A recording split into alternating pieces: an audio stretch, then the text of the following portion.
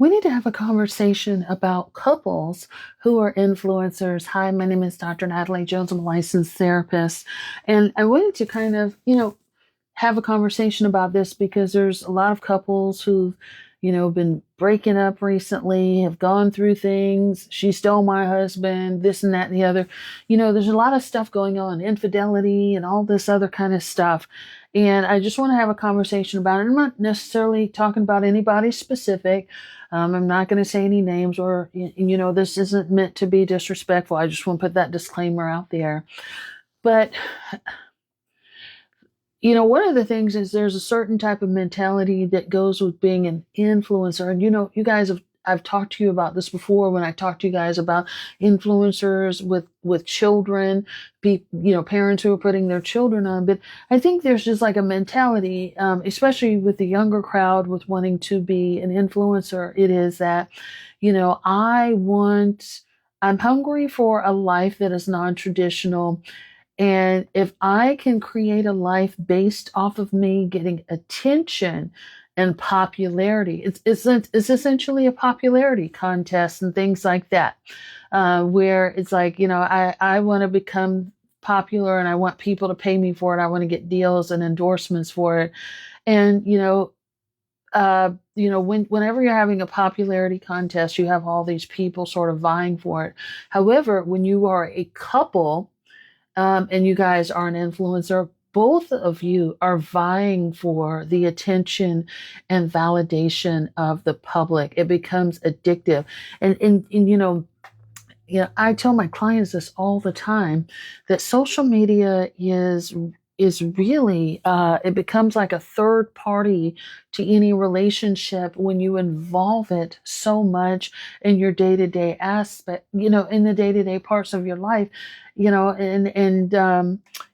it's people become social media famous, but not everybody's meant to be a celebrity, and things like that. But when you add social media to the mix of your relationship, everything becomes, for the camera, for the viewers, for the audience. My life is a stage, and you guys are my audience. And so everything I'm doing is for the approval and the validation and monetization from everyone who watches me. And it becomes less and less authentic.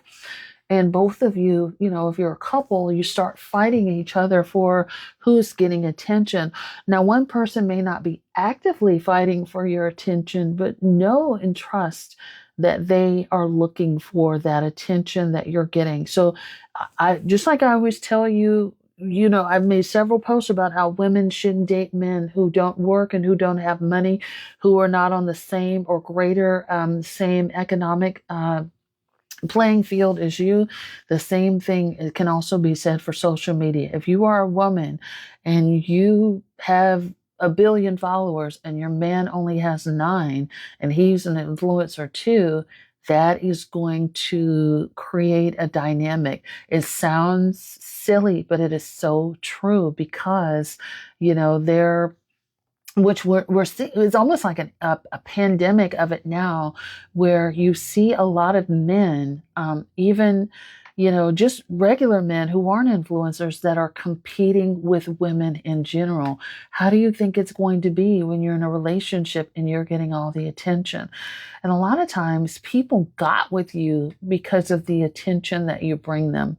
A lot of, men aren't with women that they are necessarily attracted to, but it's mostly because of what you bring to the table in terms of how, you can elevate me or you can elevate the relationship. A lot of men like women who look like their mothers. And if you've seen my other posts, a lot of men like women who don't have good hygiene. A lot of men like women with plump feet, with plump toes that look like little sausages, all these things. So they don't like necessarily the traditional beauty standard, but they'll get with the traditional beauty standard because of the attention that the traditional beauty standard brings them. And a recipe for cheating, and I've said this before on several posts, a good, recipe, you can write it down on your recipe card, is if a man wants attention or if he's insecure. And usually those two things go together. If I'm very insecure, I'm going to need all the attention that I can get to feel worthy of it.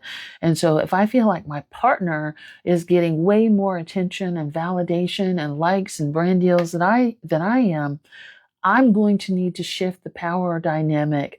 And so I'm going to have to start, meandering. I'm going to have to wander into the streets and get some good old fashioned kitty cat attention. Because I'm gonna need that. I'm gonna need you to run that.